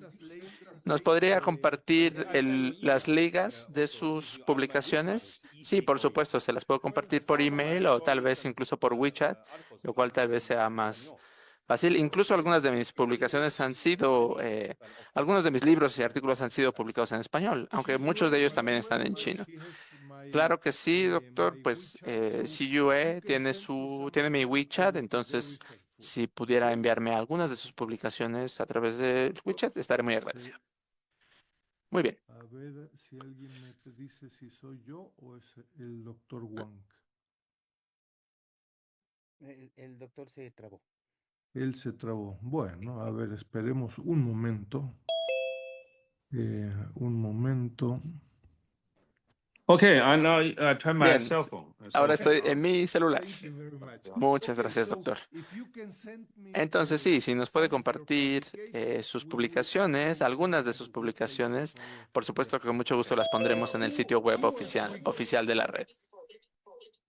Two or three questions. Ahora vamos con 2 o 3 preguntas, doctor. The first question La primera would be, sería, are you there?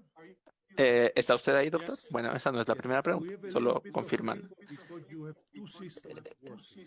Ok, So the first la primera pregunta, doctor. in the West, En Occidente, main source or the original source of accumulation of capital, la fuente original de acumulación del capital es la explotación. what is the main source of accumulation of capital? ¿Cuál sería la principal fuente de acumulación de capital Or it's the same? en el caso chino? There definitely have similarities. Bueno, definitivamente hay similaridades. Los mercados, el capital, funcionan de formas que trascienden las fronteras. Pero ¿cómo regular, cómo gestionar estos capitales? Creo que ahí está la diferencia. Por ejemplo, en México mucha gente es católica. También en China hay gente que es católica, pero también nosotros tenemos nuestras propias deidades. Y incluso también hay gente que practica el Islam. Y en este caso, incluso la gente que practica el Islam en China es la misma deidad, el mismo Dios que la gente que practica el Islam en Occidente, pero tiene algunas características propias. Lo mismo con el catolicismo, lo mismo con otras religiones. Entonces, lo mismo con esta pregunta. O sea, podemos tener lo mismo, la existencia de los mismos factores, pero tenemos características propias a la hora de gestionar eh, esta situación. Entonces,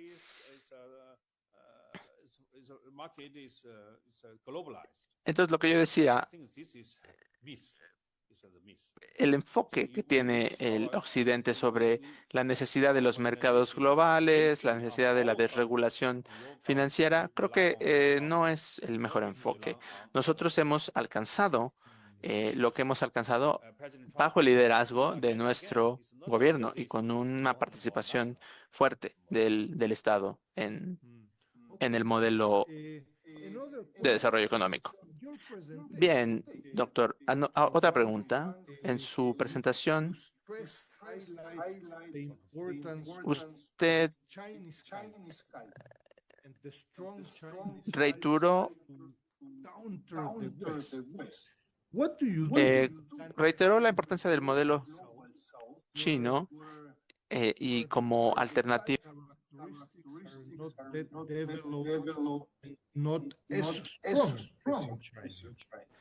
La importancia de la cultura china. Entonces, em, ¿qué nos dice de las culturas del sur global y la posibilidad de integrarlas? Bueno, como yo mencionaba, nosotros tenemos una sinergia. No estamos en contra de Occidente, sino que tenemos una sinergia, ¿sí? Hemos aprendido mucho del modelo de Occidente, incluso de la cultura occidental, y apreciamos eso. Simplemente no lo replicamos al pie de la letra. Es decir, tomamos esos aprendizajes de forma crítica. Entonces, creo que antes de lo que tenemos que hacer, antes que nada, siempre es entender, aprender, no simplemente oponernos desde el inicio.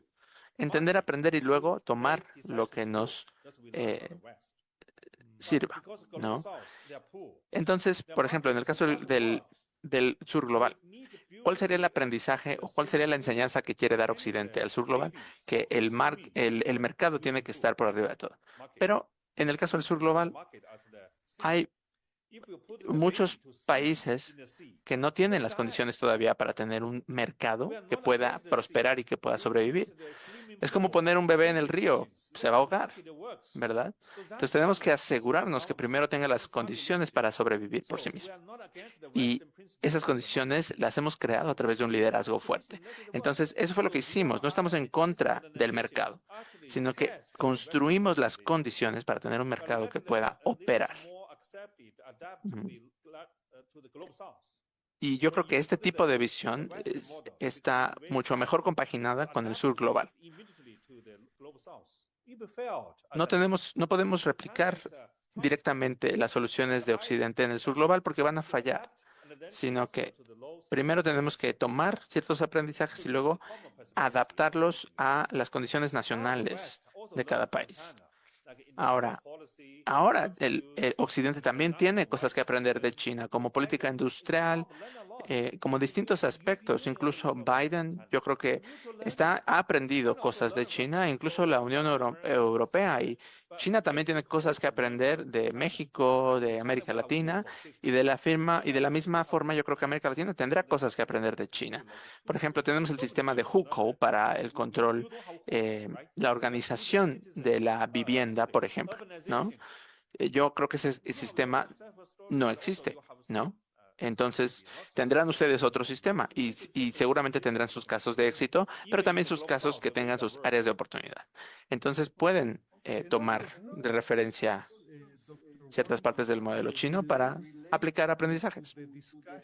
Bien, doctor, la siguiente pregunta yo creo que tiene que ver con el modelo único de modernización o Y sobre todo la pregunta es si China está dispuesta a, a aceptar distintos modelos de desarrollo para el país, para distintos países del sur global, o estamos tratando de buscar un solo modelo de desarrollo, que es el modelo que ha funcionado en China.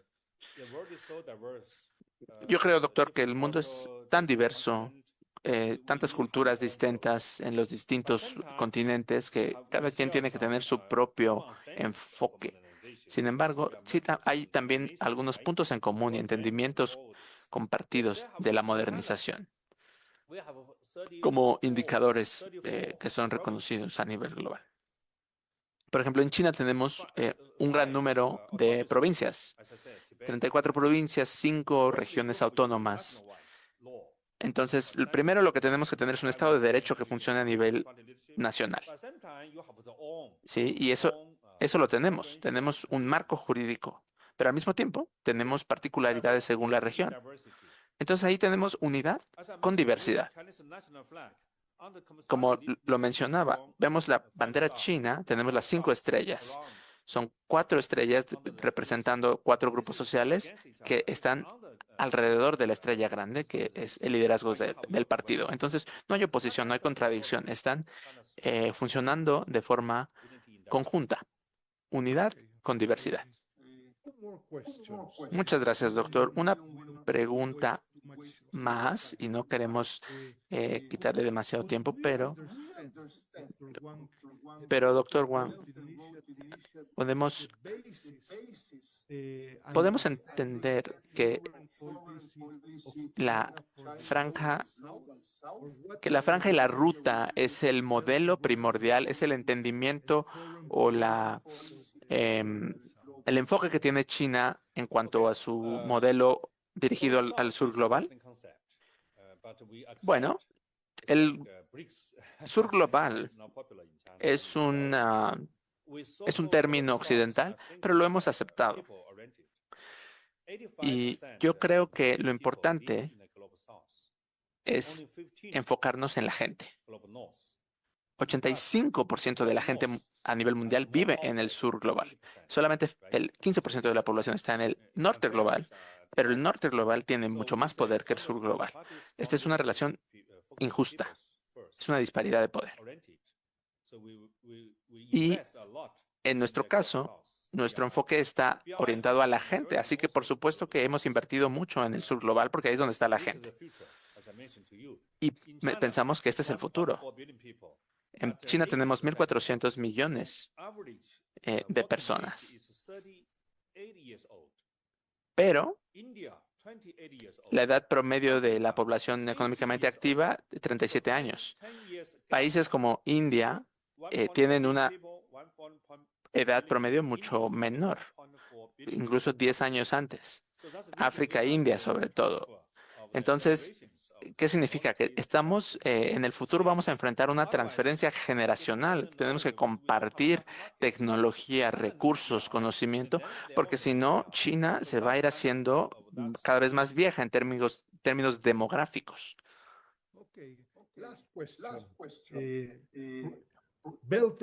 La última pregunta.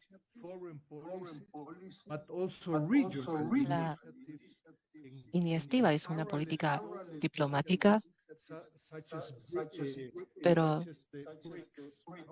también en comparación con BRIC, también es una iniciativa regional. En BRICS está Brasil, África del Sur. Desde la perspectiva de América Latina, ¿dónde debemos enfocarnos cuando queremos construir esta relación? ¿En la iniciativa de la Franja y la Ruta, o en BRICS, o en las otras iniciativas del Banco de Desarrollo de Inversión? ¿Cuál es la institución ideal para América Latina para nuestra participación? Okay. De hecho, European Union, yo soy presidente de European Union y ellos tienen múltiples niveles de gobernanza. Es como una iniciativa de Franja y la Ruta. Primero, como las empresas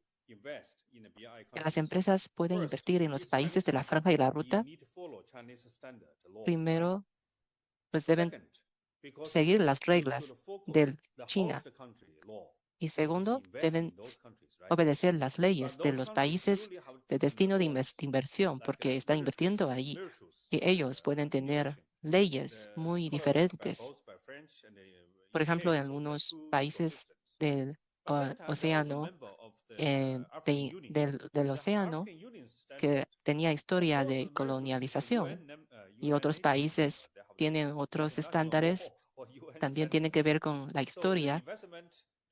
Hay diferentes estándares que debemos obedecer. Así que la inversión tiene que obedecer la ley de la ONU, de Inglaterra, de África del Sur, de China, etcétera, etcétera. Entonces es el tiempo de conseguir una sinergia de la obediencia de tantas leyes.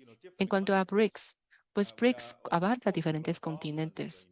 Obviamente está el sur global, los mercados emergentes, pero también el Tlalcan 2.0 también abarcan los Estados Unidos y también América Latina, y debemos conseguir también la cultura, que Brasil tiene también otra cultura y otro idioma, pero no somos una sustitución de las iniciativas anteriores. Por ejemplo, la ONU o los demás bancos de desarrollo no están allí para que los reemplacemos. Nosotros buscamos la armonía y queremos poner al lado las discrepancias. Debemos respetar la diferencia que tenemos, pero tenemos que encontrar los intereses comunes. Como en la imagen que mostré, hay 5 pilares. Esos 5 pilares se construyen, se colocan cada uno sobre el otro. No está en contra el uno en contra del otro. Esos estándares que he mencionado, tantos estándares, no está en contra el uno que el otro. China está pensando en un mundo donde el capitalismo, socialismo o todo lo demás ismo comparte un mundo. La iniciativa de la Franja y la Ruta tiene más que ver con la cultura tradicional china, pero no solamente eso. Cuando visité África o India o la India, esos países también comparten culturas muy similares a China. Por ejemplo, en América del Sur hay un moto que es Ubuntu, que dice, yo soy porque nosotros somos. O sea, yo soy porque nosotros somos. Que está promoviendo no el individualismo, sino colectivismo. En la India, lo mismo, muy parecido a nuestra cultura. Yo no hablo español, pero también me gustaría aprender de las culturas de América Latina. Tal vez ustedes también tengan similitudes como la cultura china. Por ejemplo, todos los bebés, pues, que le dicen a su mamá, mamá, en todas las culturas, en todos los idiomas, le dicen ma. Entonces, esa es una similitud. Vamos a intentar de encontrar los lugares de interés común. Más bien, en China decimos que los sabios encuentran los lugares, los intereses comunes. Los estúpidos encuentran las discrepancias. Dr. Wang, Ok, doctor Wang, estamos muy for agradecidos por su tiempo, por sus respuestas. Gracias por su tiempo. Esperamos que deseamos muy buena suerte para ti, también para la señora Xingyue. Estamos muy contentos de poder cooperar con ustedes, de poder trabajar junto con la Universidad de Renmin, por la cooperación entre la Universidad de Renmin, la UNAM y la UAC.